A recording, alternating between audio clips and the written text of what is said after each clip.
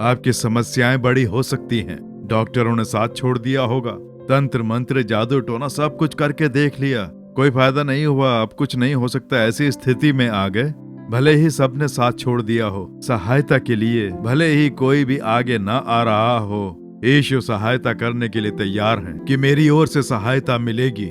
मैं तुम्हारी मदद करूंगा, तुझे निराश नहीं होने दूंगा, नष्ट नहीं होने दूंगा। चारों ओर की परिस्थिति देखकर निराश ना हो पुत्र, मेरी पुत्री, तुम्हारे लिए मैं हूं, ऐसा प्रभु कह रहे हैं।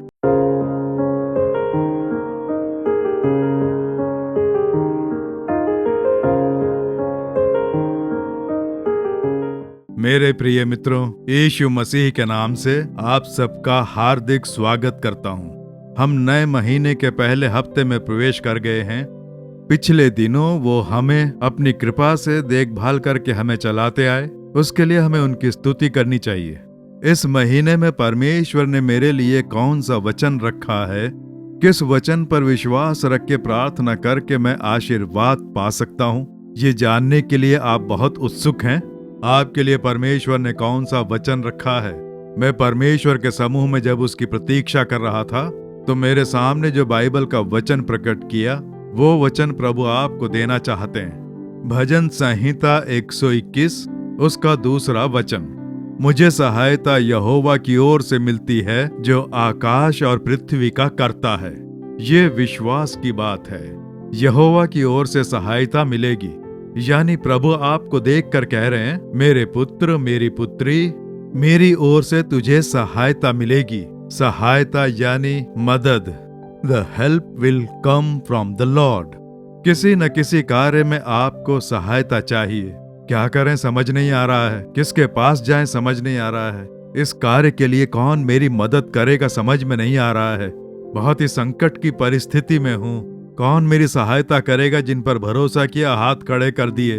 अपेक्षा अनुसार जो कार्य होना चाहिए था वो कार्य रुक गया और कोई रास्ता नहीं सूझ रहा है। अब इस संकट से मैं कैसे बाहर निकल पाऊंगा, कैसे मेरी आवश्यकता की पूर्ति हो पाएगी, कैसे संकट से बाहर उभर पाऊंगा, कौन मेरी सहायता करेगा, ये सोचकर निराश हैं। प्रभु कह रहे हैं, मेरी ओर से तुझे सहायता मिलेगी पुत्र, पुत्री, मेरी ओर से तुझे सहायता मिलेगी। तू बिल्कुल मत डर, तो हिम्मत से बोल कि आकाश और पृथ्वी के कर्ता यहोवा की ओर से मेरे लिए सहायता आएगी, मुझे मदद मिलेगी। मेरे लिए यहोवा है, वो आकाश और पृथ्वी के सृष्टिकर्ता सामर्थ्यशाली परमेश्वर हैं और वो मेरी सहायता कर सकते हैं। उनकी ओर से मुझे सहायता मिलेगी, ऐसा हिम्मत से बोलें। जब ये बात आप विश्वास से बोलेंगे तो परमेश्वर ये सुनेंगे और तुरंत वो आपके लिए चमत्कार करेंगे, ऐसा आप देखेंगे।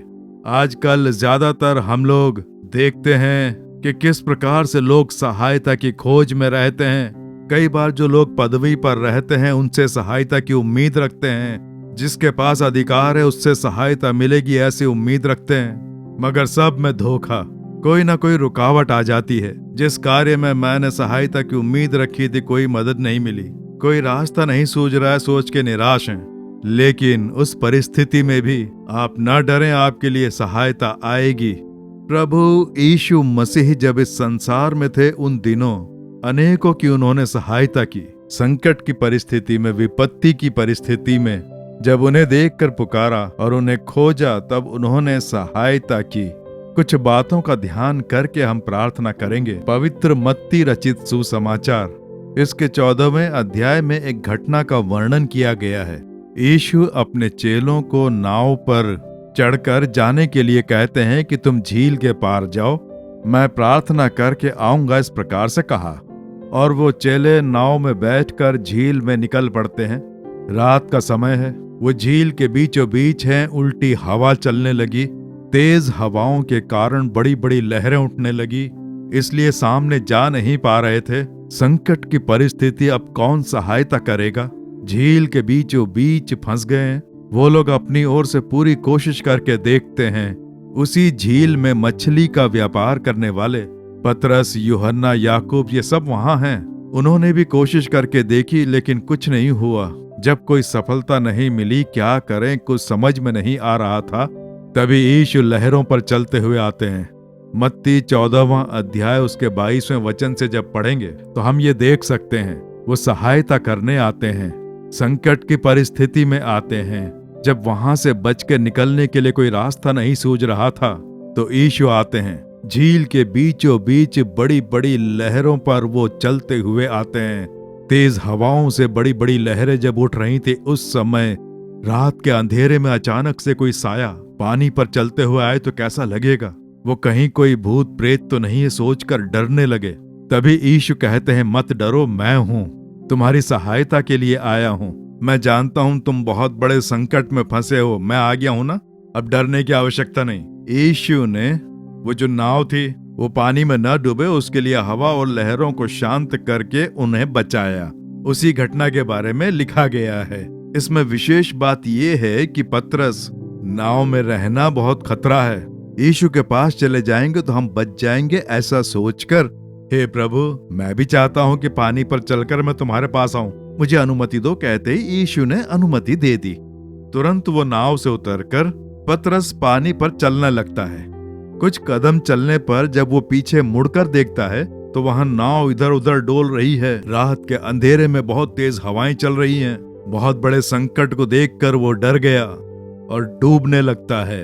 जहां डर लगे वहां विश्वास नहीं, अविश्वास आ जाए तो डूबने की परिस्थिति। विश्वास रहता है तो हिम्मत रहती है और विश्वास के रहते ही चमत्कार देख सकते हैं। इसलिए डर ही हमें असफल करता है और ये बहुत बड़ा कारण है। इसलिए शैतान परिस्थिति बनाकर हमारे जीवन में पहले डर पैदा करता है। आप भी ऐसे ही डरे हुए हैं ना, सब खत्म हो गया, अब कौन मदद करेगा, ऐसा सोच सोच के निराश बैठे हैं ना। पतरस ने क्या किया पता है?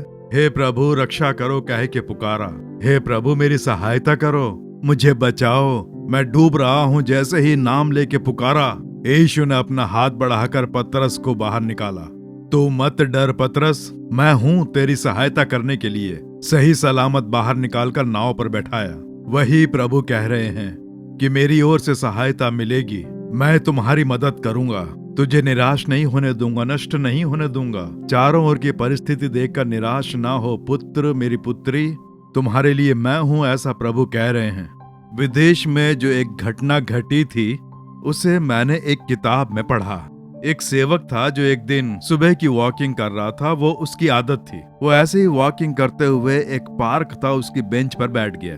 वहां पर एक और मित्र भी आया और उसकी शर्ट पर एक मछली यानी मछली का निशान वाला एक बैज लगा रखा था।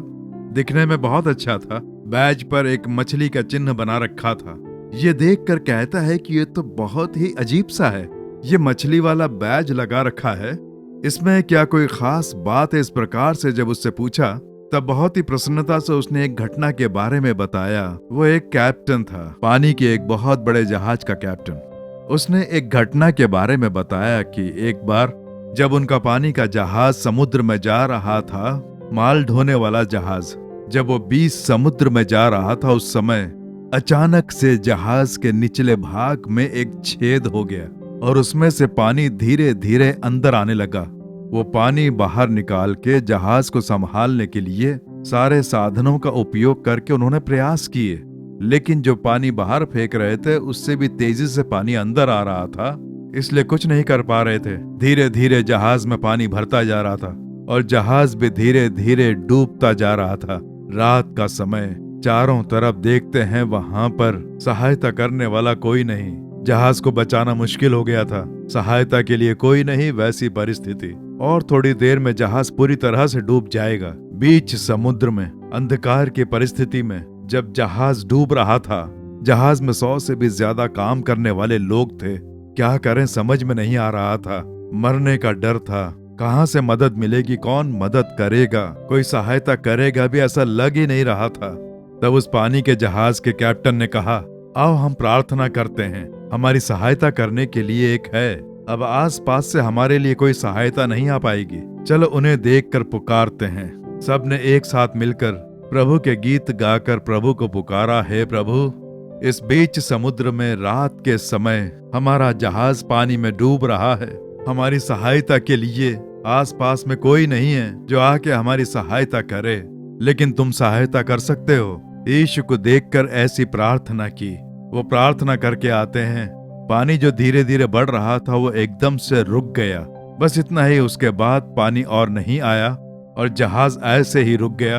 पूरी तरह से डूबा नहीं, वह स्थिर हो गया। उन्होंने देखा पानी अंदर नहीं आ रहा है। लगता है किसी तरह से छेद बंद हो गया है, पानी आना रुक गया है। प्रभु ने हमारी प्रार्थना सुनकर सहायता कर दी। ऐसा बोल के धीरे धीरे पानी का जहाज चलाकर वो पास के एक किनारे तक पहुंचे।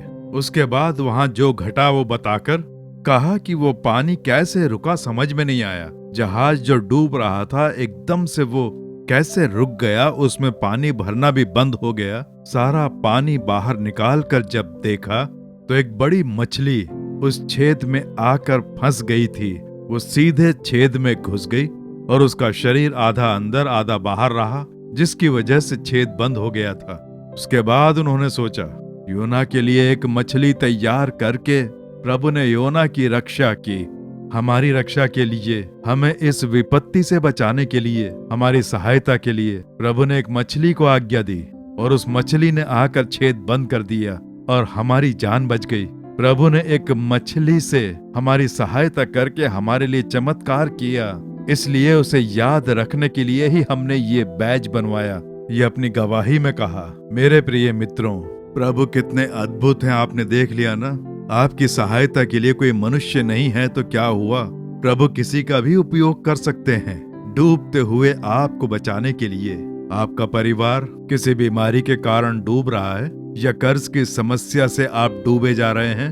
परिस्थिति ऐसी कि दुष्ट मनुष्यों के कारण उससे बचना बहुत ही मुश्किल हो गया है। ऐसे स्थिति में है, प्रभु कह रहे हैं मैं हूं तेरी सहायता के लिए, मैं तेरी सहायता करूंगा, मैं तेरे लिए एकदम उचित समय पर सहायता भेजूंगा, तो डर मत, ऐसा कह रहे हैं। आप उन्हें देखकर पुकारें, कहें कि यीशु सहायता करो, प्रभु अवश्य सहायता करेंगे।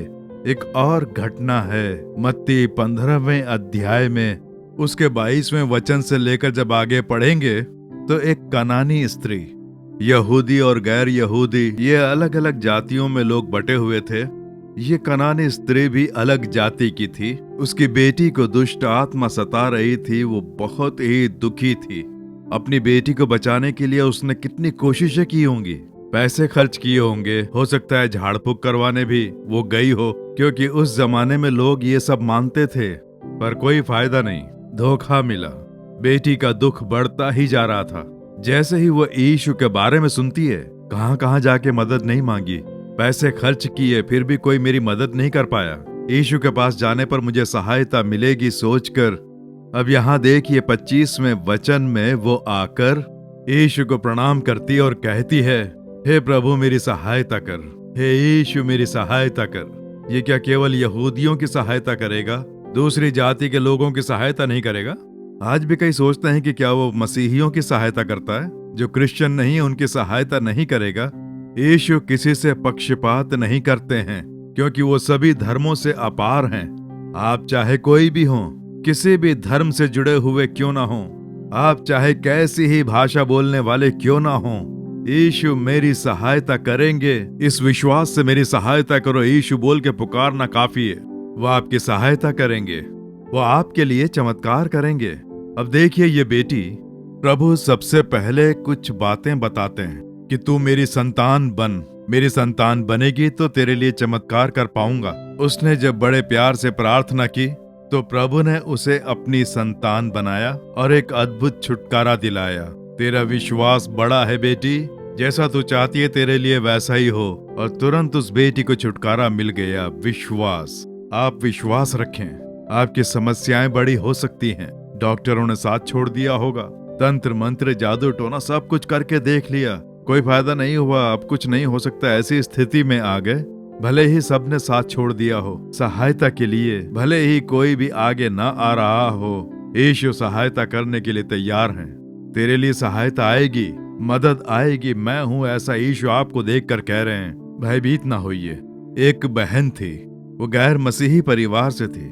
उसे एक दुष्ट आत्मा ने जकड़ लिया था, शरीर पर घात किया था, बहुत ही वेदना सह रही थी, डर लगता, रात को वो सो नहीं पाती थी, पूरी रात तड़पती, शरीर में दर्द होता, मन पूरा दुखी रहता। कितना ही पैसा खर्च हो जाए, मुझे छुटकारा चाहिए। जादू टोना भी करवा के देखा, तावीज वगैरह बांध कर देखे, हजारों लाखों रुपए खर्च भी हो गए, पर कोई फायदा नहीं हुआ। वो पति अपनी पत्नी को बचाने के लिए कितना जूझा, मगर कोई सहायता नहीं कर पाया। आखिर में कहीं से सुना कि अगर यीशु के पास जाओगी तो तुम्हें छुटकारा मिलेगा। ये सुनने के बाद उसके परिवार के लोग उसे लेकर गए। नाल मावड़ी में हमारे परमेश्वर के घर में जैसे ही वो बेटी घुसती है, वो किसी भी सेवक को खोज कर नहीं आई। सेवकों को नहीं जानती, मोहन से लाजरस को नहीं जानती, आएंगे प्रार्थना करेंगे ये सब नहीं जानती। बस यहाँ जाने पर यीशु चमत्कार करेंगे, वो यही जानती थी। वो अंदर आती है, चारों ओर देखती है और घुटनों पर खड़े रहकर यीशु कह के पुकारती है। उसने बताया कि मैं यीशु के अलावा कुछ नहीं जानती थी। वहां काम करने वाले कौन सेवक है मैं नहीं जानती थी। मैं बस वहां गई, घुटनों पर खड़े रहकर यीशु मेरी सहायता करो ऐसा कहा। यीशु ने स्वयं को उसके सामने प्रकट किया। यीशु आए और उस बेटी को छुटकारा दिला दिया। दुष्ट आत्मा उसमें से निकल गई। छुटकारा, उसे जो मृत्यु का डर सता रहा था वो सब दूर हो गया। डराने वाली आत्मा दूर हो गई। एक बड़ी प्रसन्नता। उसने बताया कि मोहन सी लाजरस कौन है मैं नहीं जानती, मैंने बस ये सुना कि यीशु चमत्कार करते हैं, यहाँ प्रार्थना होती है ये जानकर ही मैं आई। वो कैसे करते हैं, क्या करते हैं मैं कुछ नहीं जानती। मैं अंदर गई और मैं बस यीशु को ही जानती थी। और मैंने यीशु को वहां सिंहासन पर बैठे हुए देखा और यीशु कह के पुकारा और उन्होंने मेरे लिए चमत्कार किया। ये गवाही उन्होंने बहुत ही प्रसन्नता से दी। मेरे प्रिय मित्रों, केवल यीशु को ही ध्यान से देखें, सेवकों को नहीं। सेवक मनुष्य हैं, वो आपके लिए प्रार्थना करेंगे, मदद करेंगे। छुटकारा यीशु ही दिलाते हैं, चंगाई यीशु ही दिलाते हैं। वो आपकी सहायता कर सकते हैं। हम प्रार्थना में सहायता कर सकते हैं, हम चमत्कार नहीं कर सकते। इसलिए यीशु को ध्यान से देखें। देखिए वचन क्या कहता है, आकाश और पृथ्वी के कर्ता यीशु की ओर से सहायता आएगी। उनकी ओर ही आपको देखना है, वही आपकी सहायता करेंगे। वो अवश्य चमत्कार करेंगे, चंगाई दिलाएंगे, छुटकारा दिलाएंगे, शांति दिलाएंगे, संतुष्टि और प्रसन्नता दिलाएंगे। आपको डराने वाली परिस्थिति को वो बदल देंगे। वो आपकी सहायता करने के लिए तैयार हैं। आपके लिए सहायता आएगी। पूरे विश्वास से कहें, यहोवा की ओर से मुझे सहायता मिलेगी, यीशु मसीह की ओर से मुझे सहायता मिलेगी। वो अवश्य मेरी सहायता करेंगे, ऐसा पूरे विश्वास से बोलिए। देखिए प्रभु ने इस बेटी की सहायता करके इसे पूर्ण छुटकारा दिलाया। पवित्र शास्त्र में एक और घटना है, पवित्र यूहन्ना रचित सुसमाचार उसके 2 अध्याय में इसका वर्णन किया है। यीशु का किया पहला चमत्कार उसके बारे में यहाँ लिखा गया है। यीशु की सेवकाई की शुरुआत में सबसे पहला चमत्कार, वो भी एक शादी के घर में, काना नाम के एक गांव में शादी का घर। यीशु मसीह की माँ वहां पर आई हुई है, तो यीशु के सगे वाले उनके घर की शादी होगी ऐसा सोच सकते हैं, और ऐसा कहा भी गया है। तो यीशु वहां गए हुए थे, शादी में बुलाया गया था इसलिए गए हुए थे, बस इतना ही। और शादी में जो सबसे बड़ी विशेषता थी, लोगों के बीच दाख रस बांटना। वहां सब लोगों के घर के सामने अंगूर की बेल लगी होती है, बागीचे में बड़े बड़े अंगूर के गुच्छे हैं। मेहमान नवाजी में दाख रस ही पिलाया जाता है। अब जैसे हमारे देश में, हमारे नगरों में शरबत खीर बनाते हैं ना, खीर पूरी देकर भोज कराते हैं, ठीक वैसे ही वहां पर सबसे खास होता था दाख रस। जितना भी चाहो पी सकते हैं और बड़ी खुशी से वो बांटा जाता है। वो जो दाख रस है अचानक खत्म हो जाता है, कम पड़ जाता है, जरा सा भी नहीं है, और मेहमान बचे हुए एकदम से कमी हो गई है। अब क्या करें, दाख रस खत्म हो गया ऐसा कहेंगे तो सब बुरा मान जाएंगे, बहुत ही बुरा भला कहेंगे। एक दुल्हा दुल्हन अपने नए जीवन की शुरुआत करते हैं और अगर उसमें कोई कमी आ जाए तो ये सोचकर ही बहुत निराश हो गए। यीशु के पास ये समाचार पहुंचते हैं, दाख रस खत्म हो गया, सबको बांट नहीं पाए, सब लोग बहुत ही संकट की परिस्थिति में हैं, कहीं अपमान ना हो जाए, निंदा ना हो जाए। अब इस आवश्यकता के लिए क्या करें, इसी चिंता में हैं। ऐसी परिस्थिति में कहीं और जाकर इतना दाख रस खरीद भी नहीं सकते हैं, कहीं मिलेगा भी नहीं, किसी की सहायता का कोई रास्ता नहीं सूझ रहा है। वैसी परिस्थिति और वैसी स्थिति में यीशु के पास आकर ये बात बताते हैं, और यीशु ने एक चमत्कार किया। पानी को उन्होंने दाख रस में बदल दिया। मटकों में पानी भरो बोलकर उन्होंने पानी को दाख रस में बदल दिया और जो लोग दुखी थे उन्हें प्रसन्न कर दिया। आवश्यकता की पूर्ति करके, कमी की भरपूरी करके, एक बहुत बड़ा चमत्कार करके प्रभु ने उस शादी के घर में कोई दुख ना आए वैसे एक बहुत बड़ी खुशी की लहर फैला दी। आज आपके जीवन में पैसों की समस्या, कर्ज की समस्या, बेटी को पढ़ाना है, बच्चों की शादी करवानी है, क्या करें समझ नहीं आ रहा है। बिजनेस के लिए इतना पैसा चाहिए, क्या करूं समझ नहीं आ रहा है। घर में पैसे नहीं है, बच्ची की फीस भरनी है। ऐसे एक तरह की संकट की परिस्थिति। सोचा था कि यहाँ से सहायता मिलेगी, लेकिन बैंक के दरवाजे भी बंद हो गए। दोस्तों ने भी कहा था मदद करेंगे, लेकिन वो भी कह रहे हैं कि इस वक्त नहीं हो पाएगा। चारों तरफ से सारे रास्ते बंद हो गए, क्या करूं समझ में नहीं आ रहा है। ऐसा सोच रहे हैं, प्रकृति से अपार कार्य करके यीशु चमत्कार करते हैं, और वही होता है प्रभु का चमत्कार। आवश्यकता पूरी होगी, कमियों की भरपूरी करने के लिए प्रभु चमत्कार करेंगे। जॉर्ज मुलर नाम का एक परमेश्वर का जन था। इंग्लैंड देश में जॉर्ज मुलर बहुत ही विश्वसनीय, प्रभु पर विश्वास रखकर सिद्ध किया। हजारों की संख्या में अनाथ बच्चों को गोद लेकर उनका पालन पोषण किया। युद्ध में अनेक बच्चों ने अपने माँ बाप को खो दिया था, इसलिए बहुत सारे बच्चे अनाथ बन गए। उन बच्चों को लाकर आश्रम में रख के पालन पोषण किया, उनका खाना पीना, पढ़ाई का सारा इंतजाम करना। अब हजारों बच्चों के लिए सहायता इसे कहां से मिलेगी? विश्वास, प्रभु सहायता करेंगे, ऐसा विश्वास। उन पर विश्वास रखकर ही वो इस अनाथ आश्रम को चला रहा था। वो किसी से पैसा नहीं मांगता था, वो प्रभु से बोलता था कि प्रभु ये बच्चे तुम ही ने दिए हैं, तुम्हें ही सहायता करनी होगी। पालन पोषण के लिए ऐसी प्रार्थना करता और उस दिन की आवश्यकता पूरी हो जाती। लेकिन एक बार रात के भोजन के बाद वहां खाना बनाने वाले किचन डिपार्टमेंट के लोगों ने कहा कि भैया बच्चों के लिए कल नाश्ते में कुछ भी नहीं है, न डबल रोटी है न दूध है, क्योंकि सुबह सुबह डबल रोटी और दूध देते थे, तो डबल रोटी दूध नहीं है। समझ में नहीं आ रहा था क्या करें। कल सुबह के लिए ही ना, वो यहोवा देख लेगा, प्रभु सहायता करेंगे, तुम जाके आराम करो। ऐसा बोलकर जॉर्ज मुलर प्रार्थना करता है, प्रभु सुबह इतने सारे बच्चों के लिए डबल रोटी चाहिए, दूध भी चाहिए, ये तुम्हें ही देना है, तुम्हें ही सहायता करनी है, मैं तुम पर ही विश्वास रखता हूँ, तुम्हें ही देख रहा हूँ। ऐसी प्रार्थना करके वो सो जाता है। सुबह सुबह भोर में अनाथ आश्रम का दरवाजा खटखटाकर एक वैन अंदर आती है। क्या बात है पूछा तो वैन में बहुत सारी डबल रोटी है, एकदम फ्रेश डबल रोटी उतर रही है, गरम गरम सीधे बेकरी से आ रही है। और वहाँ बहुत बड़े वैन में बहुत सारी डबल रोटियां आ रही हैं, उतर रही हैं।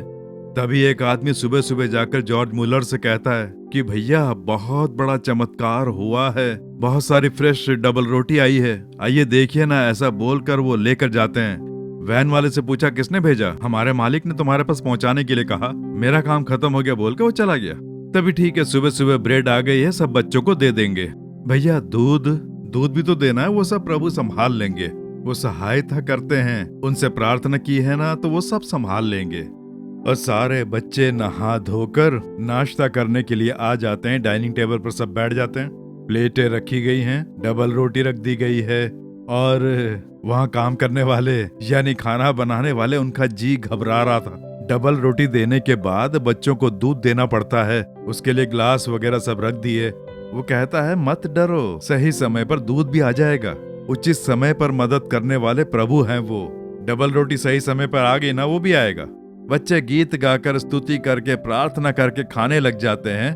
तभी एक आदमी आता है, पूछता कोई है क्या? उससे पूछते हैं कि क्या बात है, तो कहता है मैं बराबर के शहर में दूध ले जाया करता हूँ, टैंकर में पूरा दूध भरा हुआ है। अचानक ही रास्ते में आते हुए गाड़ी पंक्चर हो गई और वो ऐसे ही रुक गई। अब मुझे टायर बदलकर गाड़ी ठीक करने के लिए वजन कम करना होगा, दूध खाली करूंगा तभी मैं टायर भी बदल पाऊंगा। क्या करूं? जब मैं ये सोच रहा था तो मैंने देखा यहाँ पर एक अनाथ आश्रम का बोर्ड लगा है। सोचा कि क्यों ना वो दूध आप लोगों को ही दे दूं, क्या आप लेंगे? ऐसा वो पूछता है। इनको आश्चर्य होता है जो खाना बनाने वाले हैं। और जॉर्ज मुलर हंसते हुए कहता है, उचित समय पर सहायता करते हैं प्रभु, बच्चे खाना खत्म करें उससे पहले दूध आ गया। इस प्रकार से कई सारे चमत्कार सेवकाई के दौरान देखा। विश्वास, आप भी विश्वास रखें कि मेरे लिए यहोवा की ओर से सहायता आएगी, यहोवा की ओर से मदद मिलेगी, मेरा अपमान नहीं होने देंगे। विश्वास रखें, आपकी सहायता करने के लिए ही तो क्रूस पर स्वयं की बलि चढ़ाई। मैं एक भाई को जानता हूँ, उसने जो है एक घर बनाया, छोटा सा बिजनेस है। घर बनाने पर कर्जा हो गया, लाखों रुपए का कर्जा सिर के ऊपर आ गया है। छोटा सा बिजनेस चलाकर इतना बड़ा कर्जा चुकाने में मुश्किल होगी, और कर्जा देने वाले वापस मांगने लग गए कि घर तो बना दिया है ना, अब हमारा पैसा लौटाओ कहने लगे। इसने कहा छोटा सा व्यापार है, थोड़ा थोड़ा करके मैं चुका दूंगा, लेकिन नहीं, अभी चाहिए। ऐसा दबाव डालने पर ही काफी तकलीफ हो गई। अब किससे सहायता मांगू? इस हालत में कोई मदद करने वाला नहीं था, और वो हर महीने हमारी दरार की प्रार्थना में आकर वो प्रार्थना करने के लिए आता था। तब उसने वहां पेपर में लिखा कि किस किस को कितना कर्जा चुकाना है। सबकी लिस्ट बनाकर यीशु के चरणों में रखकर रोते हुए कहता है, हे प्रभु, तुम्हें ही मेरी सहायता करनी है। बहुत ही संकट की परिस्थिति है, इतने लोगों का कर्जा मुझे चुकाना है। कर्जा चुकाने के लिए एक चमत्कार करो। उसके लिए प्रभु को वो एक टाइम देता है, अगले महीने जब मैं प्रार्थना के लिए आऊं तो उससे पहले ये सारा कर्जा चुका देना। तुम्हारे पास 1 महीना है, सहायता करो बोलकर रो रो के प्रार्थना करके चला गया। और अगले महीने प्रार्थना में आने से पहले उसने सारा का सारा कर्जा चुका दिया। किसी का एक भी पैसा बाकी नहीं है। वो एक छोटा सा बिजनेस करता था, उसमें इतना सारा फायदा कमाकर 1 महीने में इतने लाखों का कर्जा चुकाना मुमकिन नहीं था। और वो जो है गवाही देने के लिए आया हमारे टीवी के कार्यक्रम में। तभी मैंने उसे देखा और मैंने उससे पूछा कि भैया, तुमने अभी अभी गवाही दी, 1 महीने के अंदर तुम्हें इतने लाख रुपए कहाँ से मिले? किसी और से कर्जा लेकर ये कर्जा चुकाया क्या? नहीं नहीं, किसी से उधार नहीं लिए हैं। ठीक है, कोई ऐसी जायदाद जिसे बेचकर कर्ज चुकाया हो? नहीं नहीं, ऐसा भी कुछ नहीं किया। उसने कहा, तुम जो व्यापार करते हो वो है छोटा सा व्यापार, उस व्यापार से 1 महीने में ही इतना लाभ कमाकर इतना कर्जा चुकाना मुश्किल है, मैं भी जानता हूँ। तो फिर कैसे 1 ही महीने में इतने लाखों का कर्जा चुका दिया? तब उसने क्या कहा पता है? वही तो मेरी समझ में भी नहीं आया। बहुत ही आश्चर्य है। मैंने प्रभु से अपनी बात कह दी, प्रभु जैसे जैसे देते गए मैं अपना कर्जा चुकाता गया, और आखिर में देखा सारा कर्जा चुकता हो गया। वही है चमत्कार। प्रकृति से अपार कार्य करना ही चमत्कार होता है। उसके लिए आपको क्या करना होगा पता है? उसी भजन संहिता 121 का पहला वचन, मैं अपनी आंखें पर्वतों की ओर लगाऊंगा, मुझे सहायता कहाँ से मिलेगी? आपकी आंखें किसकी ओर हैं? क्या वो मनुष्य की ओर हैं, या अपने रिश्तेदारों की ओर हैं, या बैंक की ओर हैं? कौन मदद करेगा सोचकर किसी को ढूंढ रहे हैं? आकाश के बीचों बीच अपनी आंखें लगाएं, प्रभु की ओर अपनी आंखें करें, क्योंकि वही आपसे प्रेम रखते हैं। वही यीशु आपके लिए मरकर पुनः जीवित हुए, वही आपकी सहायता कर सकते हैं। आज ही प्रभु मनुष्यों पर भरोसा रखकर मैं बुरी तरह से धोखा खा गया हूँ, अब मैं तुम्हारी ओर देख रहा हूँ, मेरी सहायता करो। अपनी चंगाई के लिए, अपने छुटकारे के लिए, आवश्यकताओं के लिए, कोई भी कार्य हो, बच्चों का कार्य हो, उनकी पढ़ाई का कार्य हो, नौकरी की बात हो, सेवकाई की बात हो, बिजनेस की बात हो, चाहे जो कुछ हो, उसमें आपको सहायता चाहिए, जिससे आप बहुत चिंतित हैं। सहायता कौन करेगा, बस यही आप सोच रहे होंगे। यीशु कह रहे हैं, मैं सहायता करूंगा। अब पूरे विश्वास के साथ कहें, आकाश व पृथ्वी का कर्ता यहोवा की ओर से मेरी सहायता आएगी, मदद मिलेगी। मेरे लिए मरकर पुनः जी उठने वाले यीशु मेरे लिए चमत्कार करेंगे। इस विश्वास के साथ प्रार्थना करें। ठीक है, तो हम प्रार्थना करें। अपना हाथ अपने ऊपर रखें। कैसी सहायता चाहिए? चंगाई चाहिए, छुटकारा चाहिए। यीशु के नाम से मुझे चंगाई चाहिए, छुटकारा चाहिए, ऐसा कहें। नौकरी चाहिए, कर्ज की समस्या दूर होनी है, आवश्यकताओं की पूर्ति हो, इन कार्यों में मुझे सहायता चाहिए, चमत्कार हो, ऐसा कहें। बच्चों के विवाह का कार्य, संतान सुख के लिए आशीर्वाद, सेवकाई का कार्य है, कौन सा कार्य, किस में सहायता चाहिए? अब विशेष रूप से प्रार्थना करें। परम पिता, हमारे अच्छे परमेश्वर, चमत्कारी परमेश्वर, बहुत ही अद्भुत परमेश्वर, सहायता करने वाले परमेश्वर, तुम हमसे बात कर रहे हो पिता। ये जो बेटा है, ये जो बेटी है, सहायता के लिए प्रार्थना कर रहे हैं। हे प्रभु, इनकी सहायता करो। हे यीशु, सहायता करो। प्रभु, हम तुम्हारी ओर देख रहे हैं। आकाश व पृथ्वी के कर्ता परमेश्वर, तुम्हारी ओर से हमें सहायता मिलेगी, मदद मिलेगी। तुम्हारे दिए हुए इस वचन के अनुसार ये विश्वास से प्रार्थना कर रहे हैं पिता। इन बच्चों के लिए आज ही एक चमत्कार होना चाहिए। बीमारी से ग्रस्त प्रार्थना करने वाले यीशु के नाम से चंगाई पा रहे हैं, शैतान का सताना, वेदनाएं, चिंताएं और उलझने, मानसिक तनाव से जो तकलीफ उठा रहे हैं, यीशु मसीह के नाम से वो आज छुटकारा प्राप्त कर रहे हैं। प्रभु नौकरी के लिए, पैसों के लिए, कर्ज की समस्या के लिए जो बच्चे प्रार्थना कर रहे हैं, यीशु मसीह के नाम से उनकी आवश्यकताओं की पूर्ति हो रही है। नए मार्ग उनके लिए खुल रहे हैं। जिन कार्यों में रुकावटें आई वो रुकावटें दूर होकर कार्य सफल हो रहे हैं और आज के दिन से ही तुम्हारी सहायता का ये अनुभव कर पाएं। वैसे हर एक दिन हर एक कार्य के लिए तुम सहायता कर रहे हो, इनके लिए मदद भेज रहे हो। तुम्हारा दिया वचन पूरा हो उसके लिए। जो लोग डूबे जा रहे हैं, ओहो कर्ज की समस्या से मैं पूरा डूब गया हूँ, दुष्ट मनुष्यों ने मुझे डुबा दिया है, वो हमें नष्ट करना चाहते हैं। ये जो समस्या है, जो आवश्यकता है, ये हमें पूरी तरह से डुबा रही है। हे यीशु हमें बचाओ, हे यीशु हमारी सहायता करो। ऐसी प्रार्थना करते बच्चे और ये परिवार जो पूरी तरह डूब रहे हैं, इस बेटे का जीवन, इस बेटी का जीवन जो डूब रहा है, प्रभु तुम इनके लिए अपना हाथ बढ़ा रहे हो, अपना घाव वाला हाथ बढ़ा रहे हो, इन्हें बाहर निकाल रहे हो। नासरी यीशु के नाम से चमत्कार होना चाहिए।